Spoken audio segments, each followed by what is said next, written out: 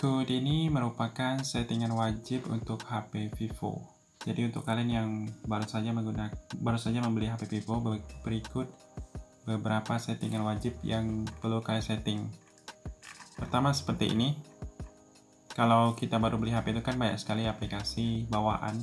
Jadi yang sering saya lakukan, saya menghapus aplikasi yang tidak saya pakai.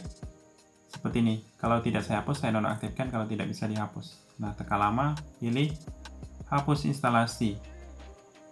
Nah, seperti ini. Ini kan aplikasi Google. Jadi, kalau kalian tekan lama pilih info aplikasi, bisa juga kalian pilih nonaktifkan kalau tidak bisa dihapus.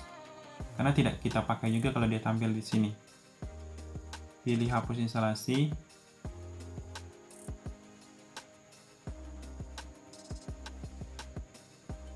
Pilih info aplikasi, pilih nonaktifkan.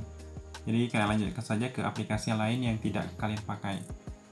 Kemudian yang saya atur yaitu widget yang sering saya pakai antara salah satunya jam. Jadi kalian tekan lama di tempat yang kosong atau gunakan 2 jari kalau sudah full tempatnya. Kemudian pilih widget. Nah, yang ini cukup banyak widget. Kalau kalian mungkin sering update cuaca, tambahkan widget cuaca ataupun berita. Ini masih banyak lagi. Caranya itu tekan lama di widgetnya atau kalian ketuk satu kali juga bisa. Tekan dan seret kalau di Vivo. Nah, seperti ini. Kalau kita tekan, itu masih bisa kita custom lagi. Selanjutnya saya akan setting tombol power. Tombol power Vivo kalau yang versi sekarang itu dia kalau ditekan ada muncul Google Assistant. Jadi setting dulu di sini pengaturan. Dari pengaturan ini kalian pilih menu lintasan dan aksesibilitas, tekan dan tahan tombol daya. Nah, yang ini saya ubah dari luncurkan asisten ke tombol aktifkan menu daya. Jadi ketika kita tekan di sini langsung muncul opsi matikan daya, bukan muncul Google Assistant. Selanjutnya ada orang tidak suka pakai yang ini, laci aplikasi. Jadi kalian bisa ubah di sini. Gunakan 2 jari dari home screen, pilih pengaturan layar beranda. Nah, laci ini bisa kalian ubah ke standar. Jadi kita tidak perlu lagi pakai swipe untuk melihat semua aplikasi yang ada di HP kita. Kemudian yang selanjutnya saya akan mengatur yang namanya keyboard. Jadi keyboard itu sangat penting karena kita pasti pakai setiap hari untuk chatting. Seperti ini. Misalnya saya tampilkan keyboard dari kolom pencarian, lalu tekan lama di sini. Ini dia ada 2 keyboard kalau Vivo. Jadi untuk mengaturnya langsung saja dari pengaturan sistem. Pilih yang namanya bahasa dan input. Ini kan ada lanjutan. Nah, dia ada menu keyboard virtual. Keyboard defaultnya emoji keyboard. Kalau kalian ingin nambah, bisa pakai Google Keyboard. Kalau emoji keyboard ini, memang kalau untuk settingnya, kita pilih di bagian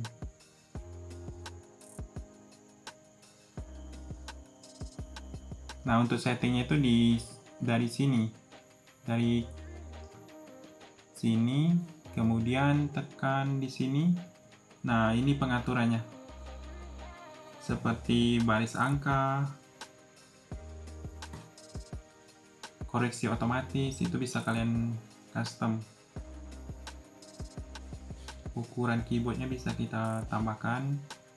Nah, seperti ini. Tapi kalau kalian ingin tambah keyboard lain seperti Google Keyboard, silahkan download di Play Store. Keyboardnya juga.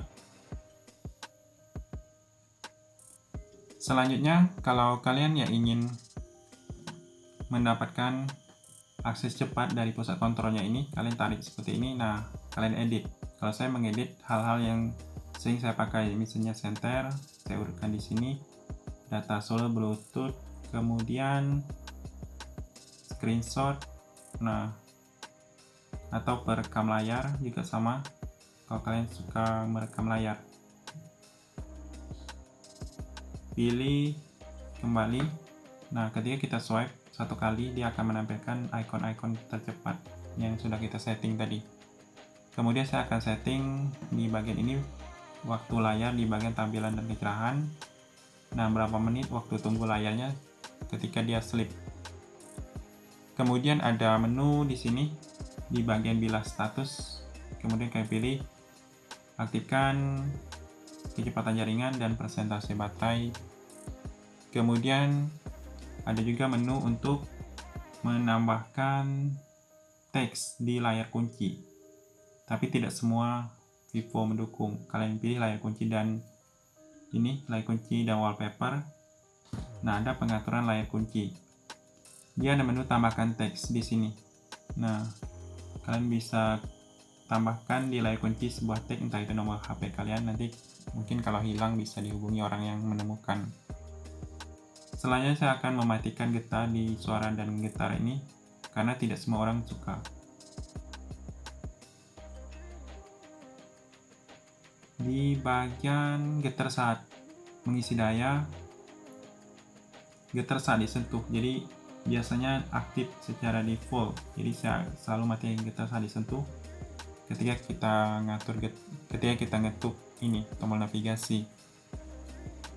Kemudian kalau untuk pengaturan RAM sendiri bisa kalian matikan kalau tidak ingin. Di bagian ini RAM dan penyimpanan RAM, nah ya ini dia defaultnya sudah aktif, tapi kalau kalian tidak suka pakai RAM diperluas, dimatikan saja supaya menambah penyimpanan internal. Kemudian jangan lupa untuk setting kunci layar di bagian ini, keamanan. Nah, kunci layar aktifkan, mau pakai pin ataupun pola. Untuk kalian yang gamer itu bisa aktifkan ini mode game ultranya. Nah, di sini mode game ultra silakan di setting. Aktifkan bilas samping cerdas, mode e-sportnya.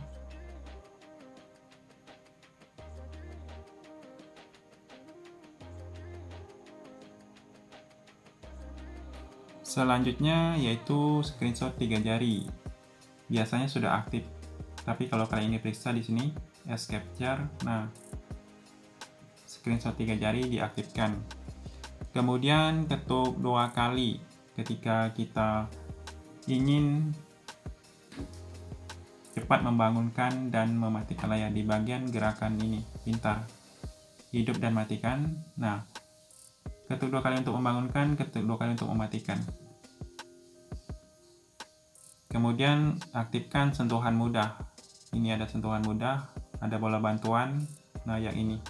Jadi dia menampilkan icon screenshot, rekam layar, itu bisa kita custom di sini. Kemudian kalau kalian yang ingin full screen, itu bisa pilih sistem, pilih navigasi sistem. Nah, yang ini. Kalau kalian ingin full screen, di bawahnya itu tidak ada tombol navigasi.